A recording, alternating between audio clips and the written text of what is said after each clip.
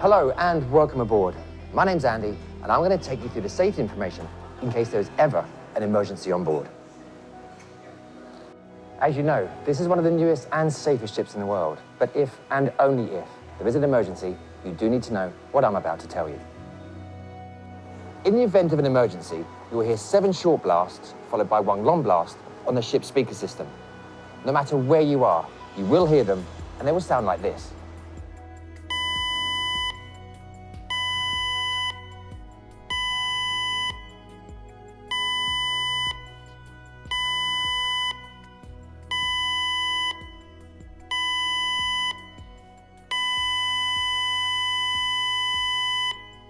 If you hear the emergency signal, the first thing you'll need to do is return to your cabin if it is safe to do so. The reason for returning to your cabin is so you can collect your life jacket, warm clothing and any medication that you might need. If you have a disability or you've registered for assistance in an emergency, your designated support team will come and meet you and take you to the muster station. So all you need to do is sit and wait for them. The first thing to collect is your life jacket, and you'll find them in your wardrobe. Take it out, but don't put it on until a member of crew tells you to. If you do get told to put on your life jacket, knowing how to do it properly is very important. So let me show you how it's done. The first thing to do is to undo the belt. Then release the buckle on the front and undo the poppers on both sides. Pull the strap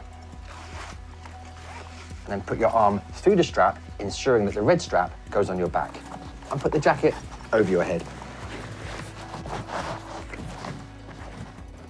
Then feed the belt around your body.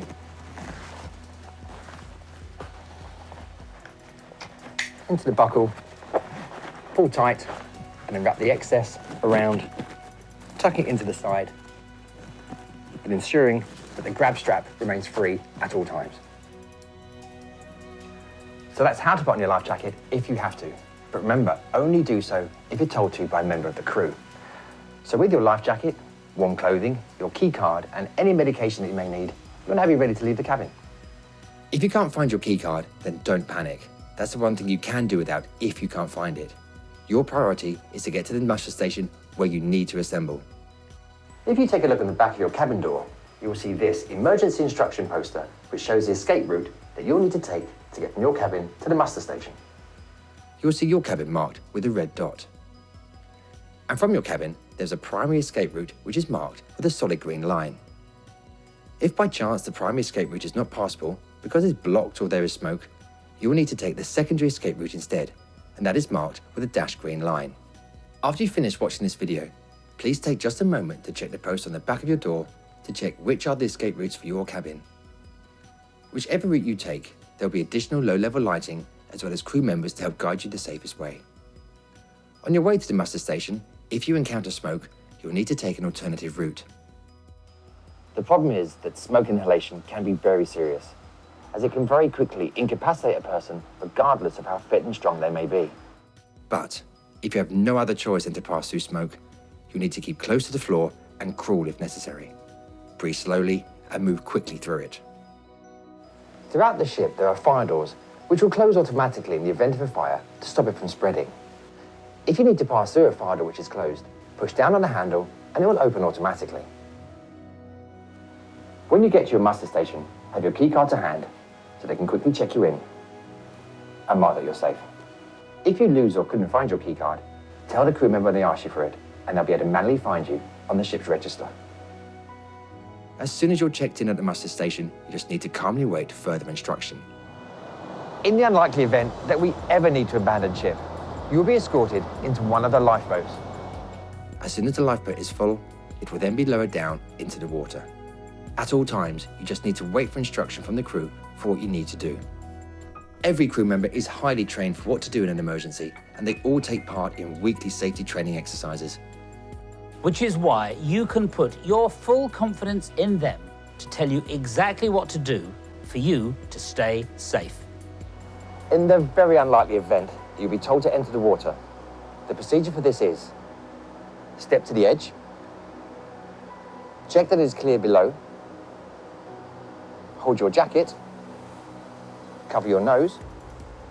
Don't jump, but step off and away. It would, as I said, be very unlikely you'd be told to do that. But just in case, that's how you do it safely. And that's nearly it. But there are 4 more points for me to share to help keep the ship and everyone on it safe.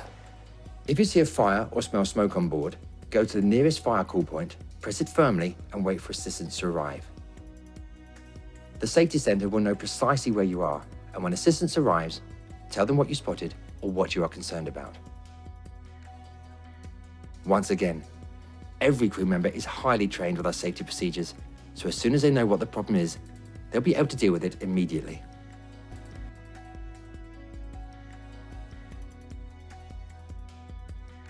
The only place that smoking is permitted is in the smoking area on the port side, deck 11 aft, and smoking is strictly prohibited in cabins or on the balcony.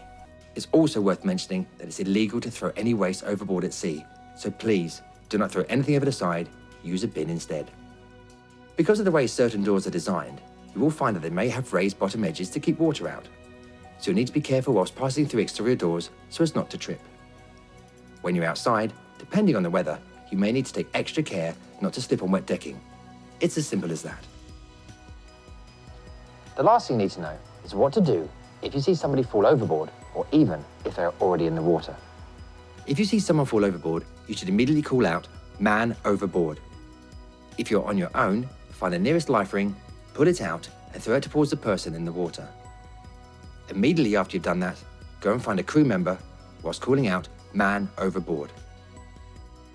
If you have somebody with you and you spot someone in the water, call out, "Man overboard," point to where they are, but send the other person to get a life ring, pull out, and throw it towards them. Until help arrives, keep pointing at the person and keep calling out, "Man overboard." Once the life ring is in the water, that person can then go fetch help whilst they too call out, "Man overboard." And that's it. You now know everything you need to have complete peace of mind that you're fully prepared just in case something happens. I hope you have a wonderful cruise and a fantastic time on board.